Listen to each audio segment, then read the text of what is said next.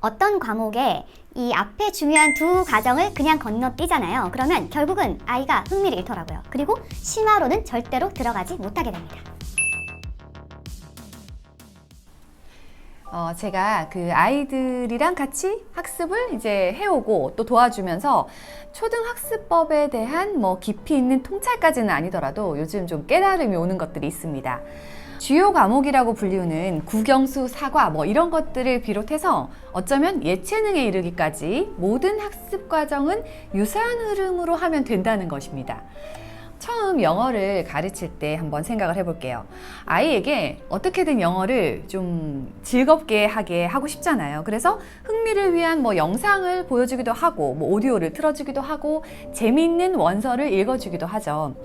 수학도 마찬가지로 일상에서 아이에게 딸기 몇 개 먹을래? 하면서 생활 수학으로부터 시작을 해서 물건의 숫자를 세기도 하고 마트에 데려가서 숫자들, 금액들을 합산하게 하기도 하고 이런 것들을 하면서 흥미를 더하게 됩니다.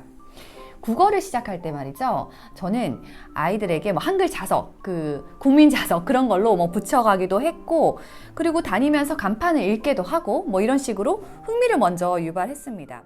과목 각각의 특징들은 물론 있습니다. 어떤 과목은 사실 실험을 좀 더 해봐야 되고 어떤 과목은 문제풀이를 더 하면서 아이가 흥미를 가질 수도 있어요. 그리고 직접 체험을 많이 해야 되는 그런 과목이 있는가 하면 악기 연주나 체육활동은 몸으로 이렇게 하면서 익혀가는 그런 과정을 거쳐서 또 배워가죠.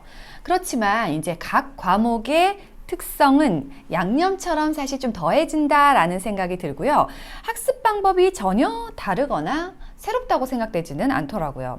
과목별로 이루어진 이제 교수법은 있습니다만 새로운 무엇을 아이가 배울 때 대략은 이런 과정들을 통해서 아이가 학습하면서 진행하게 됩니다. 자, 정리해 볼게요. 첫 번째는 흥미 유발을 위해서 관련된 다양한 경험 그리고 관련된 노출을 한다입니다. 그리고 두 번째는 관련된 놀이를 한다. 그리고 세 번째는 놀이와 접목되어서 학습으로 슬쩍 이관해 간다. 그리고 네 번째는 직접적인 학습, 평가 그리고 심화를 진행한다입니다. 사실 이건 어떤 책에 소개된 내용은 아니고 제가 아이랑 직접 해보면서 항상 이 과정을 통해서 다음 과정을 넘어갔던 것 같아요.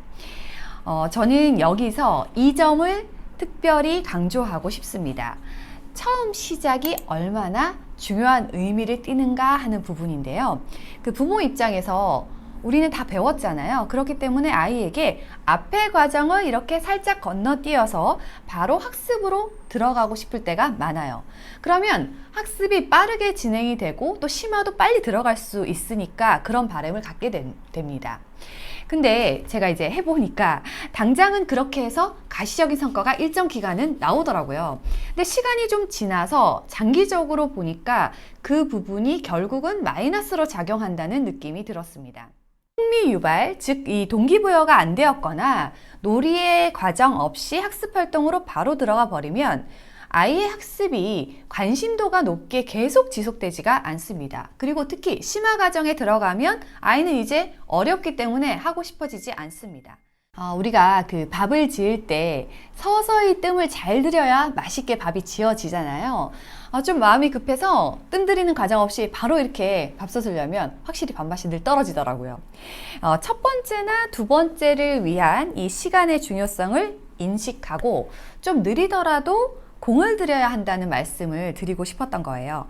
아이가 이제 계속 학습으로 넘어가지 못하고 사실 놀이에만 계속 집중하고 머물러 있으면 당장은 굉장히 답답합니다. 그렇지만 결국에는 아이도 그 놀이 과정을 뛰어넘게 되고 확장이 되고 넘어간다는 걸 시간이 한참 지나서 알게 되었습니다. 아이의 몇 년 후를 모르다 보니까 현재에 머물러 있는 아이가 굉장히 답답해 보이고 이건 아니다, 빨리 나가야 된다 이런 마음이 생기다 보니까 자꾸 부모도 서두르게 되는 거죠. 저는 어떤 과목들은 이 두 과정 없이 훅 이제 학습으로 제가 들어가 본 경험이 있어요. 근데 아이가 결국 이제 최근 들어서 흥미를 잃고 이건 나한테 안 맞는 것 같아, 이 과목은 좀 안 하고 싶어 그러면서 심화 과정에 들어가지 못하게 되더라고요. 이런 경우에 학년과 상관없이 저는 다시 그 초심을 가지고 첫 번째 과정부터 되돌아가서 이 과정들을 순차적으로 반복해야 한다고 생각합니다. 물론 이제 이 놀이 과정이 나이에 맞지 않는 놀이로 접근을 하면 더 흥미를 잃을 수 있잖아요. 그래서 본인의 나이에 맞춘 놀이를 다시 돌아가서 시작을 하는 거죠. 저희 딸은 그 과학에 통 흥미를 느끼지 못했어요. 책을 많이 읽는데도 불구하고 과학책이라면 보지도 않고 싫어했습니다. 그런데 아이가 이제 한 번은 다이소에 가서 식물 씨앗을 사왔거든요. 그 씨앗을 키우면서 요게 과학의 범주에 들어간다는 걸 조금씩 인지하기 시작했고요. 그리고 반려동물을 키우면서 아이가 과학 중에 생물 분야에 대해서 관심을 갖더니 그 생물에 연결돼서 관심을 갖다 보니까 이런 반려동물이 잘 살기 위해서는 환경이 또 중요하다라는 걸 깨닫게 되었고, 그래서 환경에 훨씬 더 가깝게 다가가게 됐습니다. 그러다 보니까 환경을 이해하면서 화학 분야에까지 관심을 보이더라고요.